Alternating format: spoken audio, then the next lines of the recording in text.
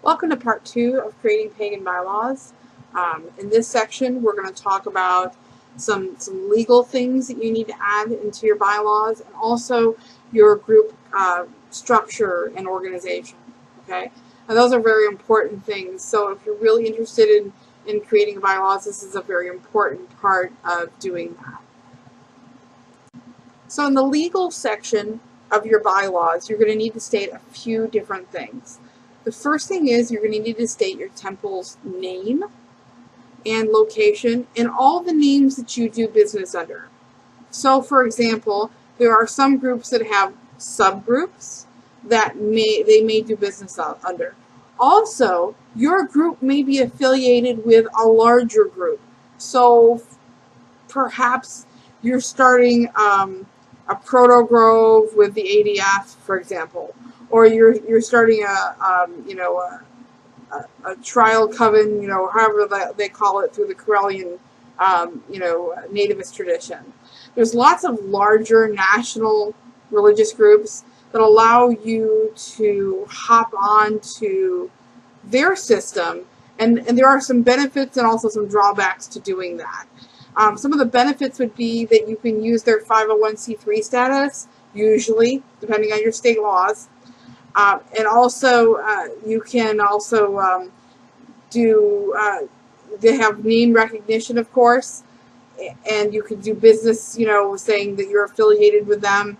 It gives you a little bit of credibility within the pagan community to be affiliated with a larger group. But there's also drawbacks, which is that you have to play by their rules. So depending on which group you affiliate with, you may have to jump through a few hoops before you're considered legitimate. They may require you to have a certain amount of education or a certain amount of membership, so forth and so on. You need to state, you need to make sure that before you decide to affiliate with a group, that is a group that agrees with the beliefs and goals of your group. Because there's lots of different ideas within the pagan community, and that they might not completely coincide.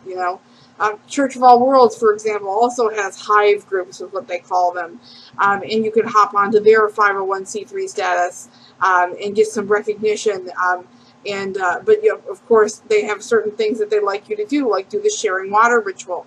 So it depends on what you're looking for, but there are some benefits as well as some drawbacks to affiliating with a larger group. So you'd want to state that if you're affiliated with a larger group, or if you have any other subgroups or sister covens or sister groups that you're affiliated with. You're also going to want to state the address of your group. Now this can be tricky for some people because a lot of times we're talking about home-based groups where you might meet at a priest or priestess's house, and you don't want to necessarily state your address on the bylaws. So that can be difficult, but there are ways to get around that. The easiest way is to go to, like the UPS store or Kinko's or FedEx Kinko's, whatever they call it now, or even your local post office sometimes does this, and get a mailbox.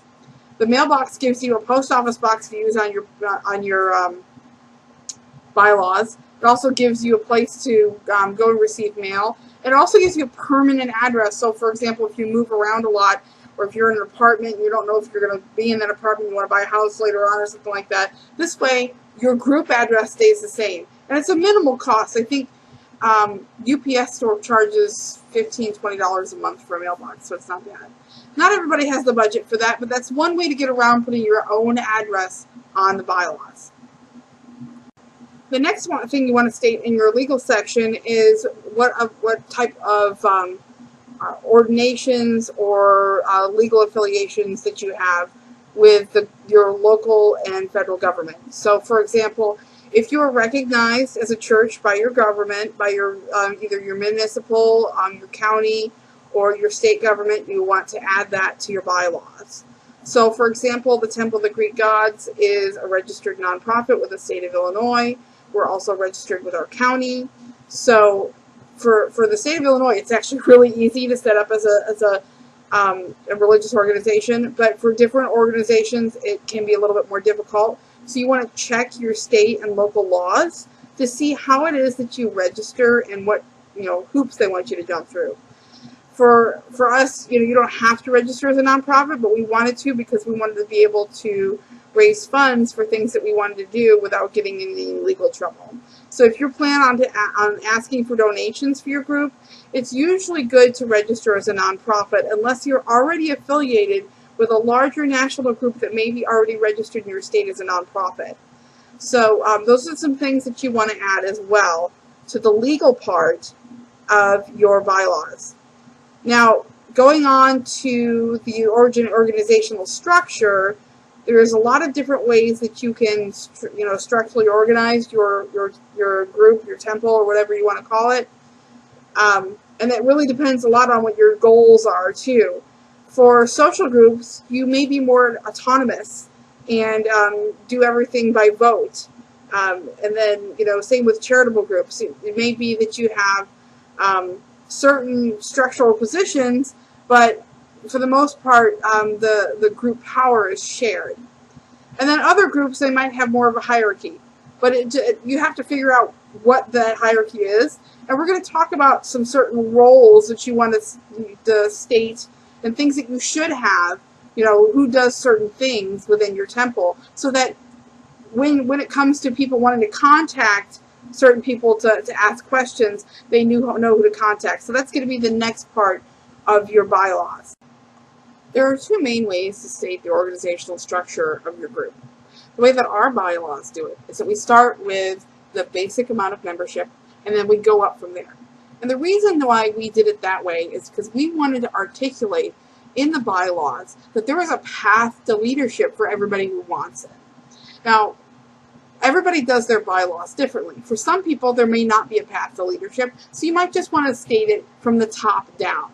But for people who, like our group, wants to encourage people who are interested in leadership to follow that path, and to do so by, with each structured step, putting in more energy and more time with the group, we structured it so that you could see the basic amount of membership, and then level upon level upon level, so that people could understand how it is that they could progress with us as a group.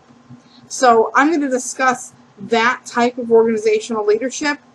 However, you don't have to do it that way if that's not the way that your group is set up. For some groups, you may not have a path to leadership. It may just be that you have set leaders and you don't want to change that, and you're not really looking to train or support new leaders within your group. You might not be ready for that.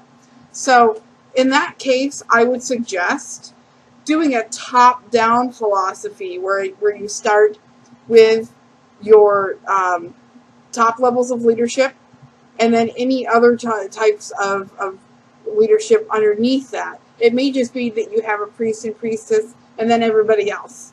It may be that you have a priest and priestess, some kind of, I guess you could say, deaconship roles where people might help out in kind of a leadership fashion, but don't hold the clergy position. Organizational roles, for example. Vestry, for lack of a better term, that's what they use in Christian churches. They call them vestry members.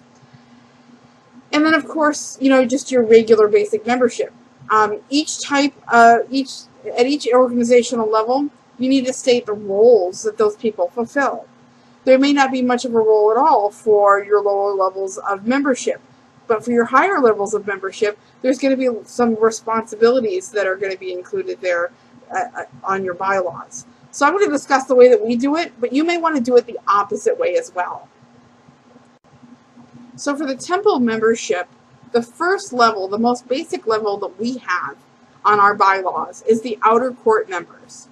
And we created the outer court member class so that people who are not local to us could still participate within what we were doing.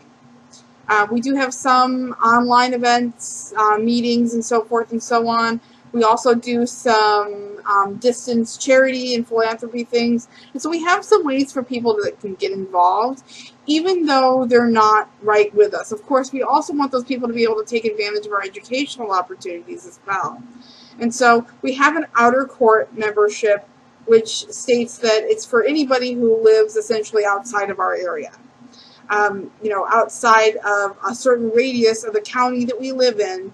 If you live outside of that radius, you can still be a member, but you won't be you won't have the same responsibilities and privileges as members who live closer and are able to do more. So after the outer court members, we have inner court members, and inner court members are local members who have a basic level of membership. They have voting privileges and they have other things that they can do, but they also have a little bit of requirements of the amount of events they need to go to, and even some volunteering requirements and things like that. And it's very minimal, like a couple hours a month. But it allows people who want to participate but don't know whether they're ready for a leadership track or not to get their feet wet. So they can come, they can have some voting privileges, they don't have a lot of hierarchical power, but they can still come to all the events and do what they may, but they don't have a lot of requirements on them. And then from there we have an elder priestly circle, which has a lot more responsibility. And from there we have, priests and priestesses and so forth and so on, where it's a high priest and priestess, and we have actually 4 positions that we can fill for a high priest or priestess if need be from that. Right now we have a high priest, high priestess, and 1 elder priestly circle priest member. So, but as we grow, we have room to expand, and that's listed in our bylaws. If you want to know more about the stuff that's in our hierarchical circle so that you can model something after that, by all means visit our website. If you go to thetempleofthegreekgods.org, make sure to put the THE, thetempleofthegreekgods.org, and that always is listed in the description of the video as well. You can see the full bylaws that we have and the hierarchical structure that we have. Like I said, ours isn't right for everybody, but it might be right for you, depending on the way that you want your organization set up. The reason why we have ours set up the way that it is because we want to encourage people who want to step into a leadership role to have the possibility and the pathway to do that. But as they gain more, gain more credibility and gain, more power, so to speak, within the group, to be able to make decisions and stuff like that.